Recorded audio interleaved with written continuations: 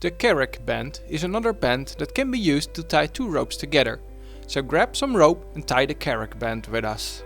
We begin tying the carrack band with our blue rope by forming a loop in the rope. Make sure to go underneath the standing part with the working end of the rope. Most of the carrack band is tied with the second rope. We take the red rope and go underneath the blue loop.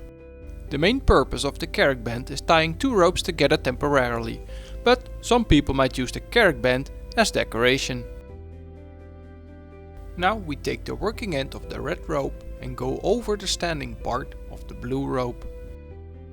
The carrack band is also known as the wake knot or Ormond knot. It is often featured in old emblems. Next we take the red rope and go underneath the blue rope. Make sure everything stays in place and hold the knot where required. Now we take the red rope and we'll finalize the carrack band.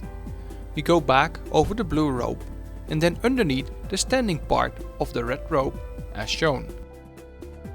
You might need to hold the knot with one hand to prevent the carrack band from becoming undone. This can be a bit difficult, especially with stiff ropes. Next we take the red rope and go over the blue rope again.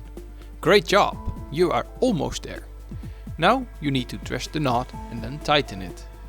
If you pull hard on the standing parts, then the carrack band will capsize.